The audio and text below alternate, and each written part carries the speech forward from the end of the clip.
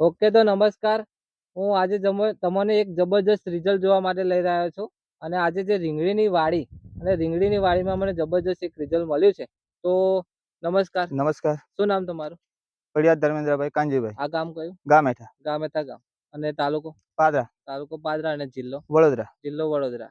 તો તમે રીંગણીની વાડી કરી છે, બરાબર?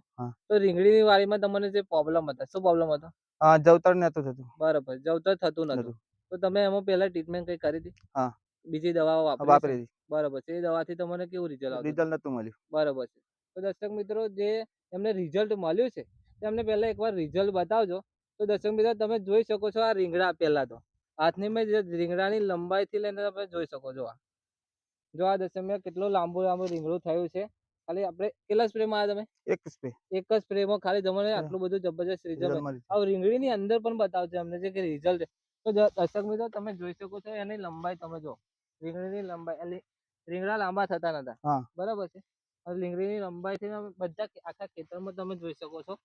જો દર્શક મિત્રો, આ રિઝલ્ટ બીજા ખેતરમાં પણ બતાવી દીધું અંદર આખે.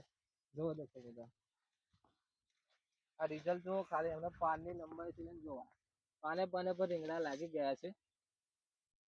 જો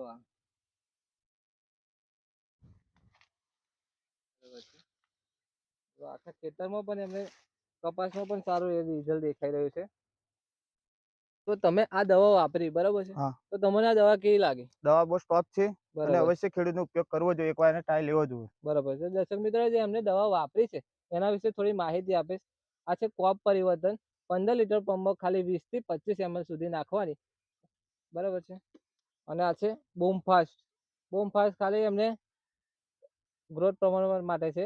અને તમારે ફૂડ છે જવતર ના થતું હોય એના માટે ખાસ જરૂર છે બૂમફાસ્ટ. ખાલી 15 લીટર પંપમાં ખાલી 10 થી 15 ml સુધી નાખવાની તમારે. અને આ છે પેસ્ટાર્ગો. તમારે ચૂસ્યા જીવન માટે ખાસ જરૂરી છે આ વસ્તુ. ઓકે, તો તમે આ દવા વાપરી, બરાબર? તો બીજા બધા ખેડૂતોને પણ તમે આ વાત કરશો ને? બરાબર છે. ઓકે.